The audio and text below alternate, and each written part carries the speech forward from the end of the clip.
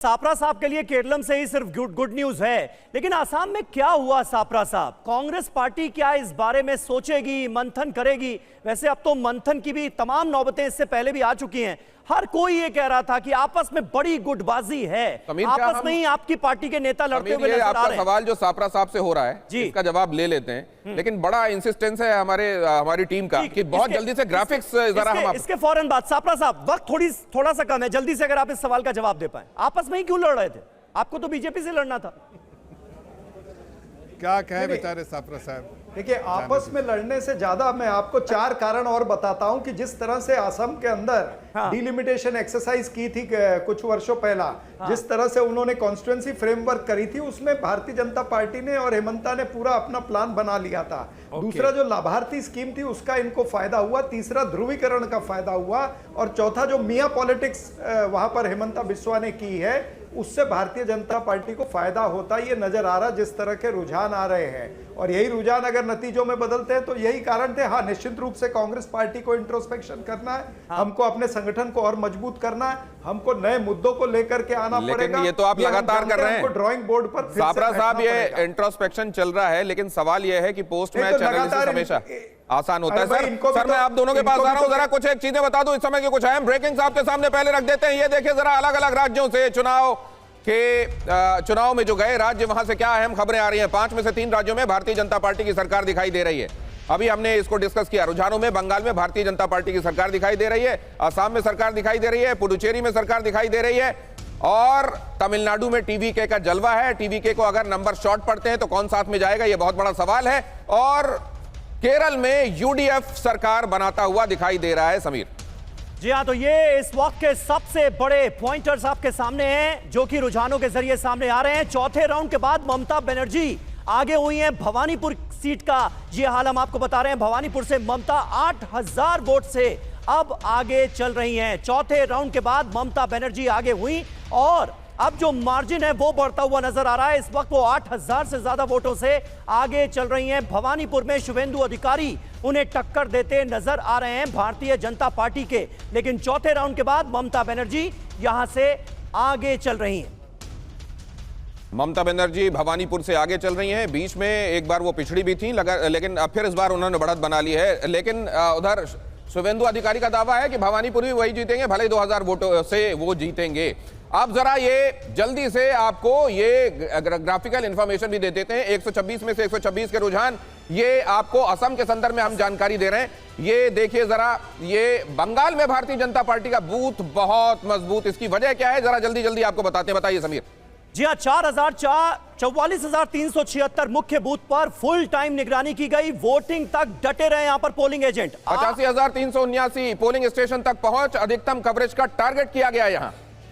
और कई महीने पहले 81,000 में से 65,000 बूथों पर बना ली गई थी समितियां। ये थी बीजेपी की तैयारी। हर पन्ना प्रमुख के पास थी 30 से 60 वोटरों को लाने की जिम्मेदारी।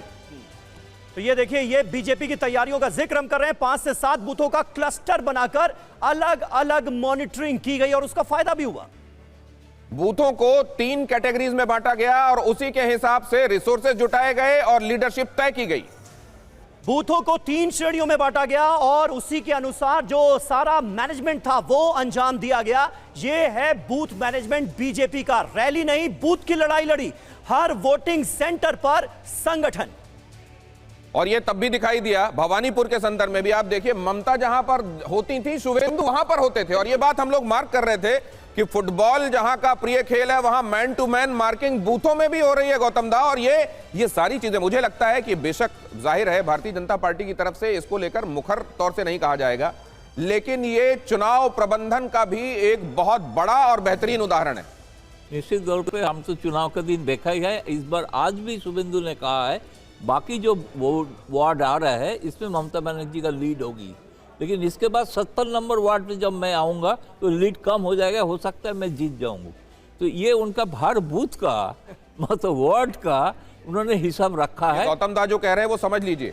शुभेंदु अधिकारी ये कह रहे थे कि देखिए अमुक अमुक बूथ तक तो मैं पीछे चलूंगा, लेकिन इस नंबर पर जब इस वार्ड पर गिनती आएगी तो मैं फिर से लीड कर जाऊंगा। समझिए उनका कैलकुलेशन कितना बारीक है, मेटिकुलस है। सही बात है।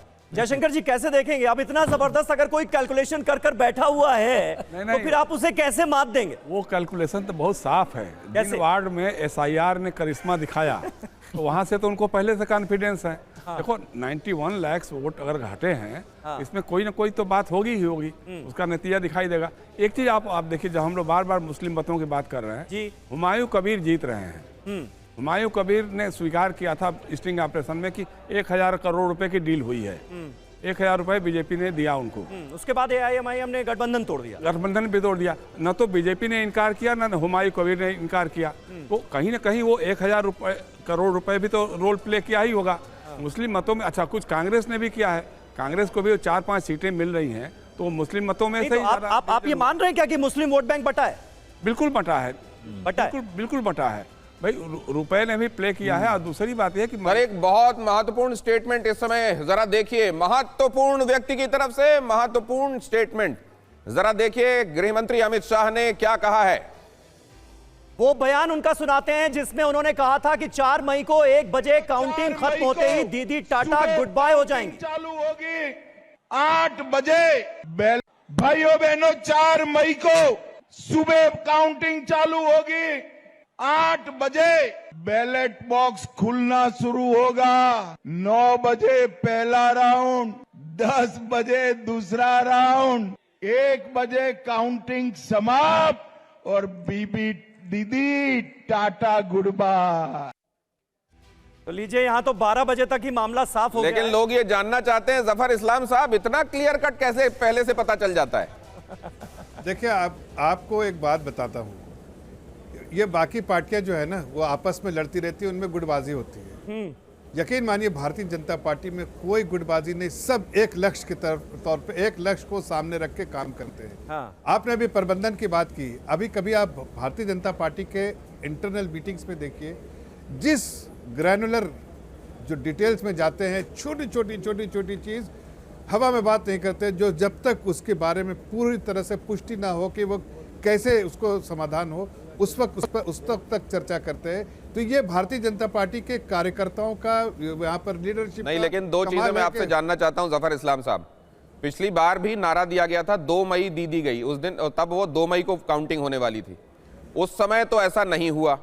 इस बार ये हो गया तो जाहिर है फिर उसके बाद उसको कनेक्ट करना आसान होता है। लेकिन 2 चीजें में इतना सटीक कैसे, इतने बजे ये हो जाएगा, ये कैसे टाइमलाइन के साथ आपको पता होता है? वो तो देखिए, ये तो उन्होंने बताया कि भाई जैसे काउंटिंग शुरू होती है 12-1 बजे तक तो बिल्कुल रिजल्ट क्लियर हो जाता है। जैसे अभी आप कह रहे हैं, उन्होंने 1 बजे कहा, 12 बजे आपने कहा कि रिजल्ट क्लियर हो गया।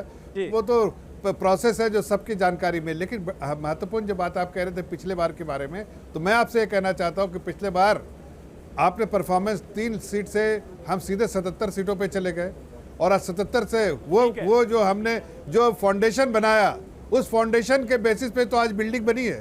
ठीक है।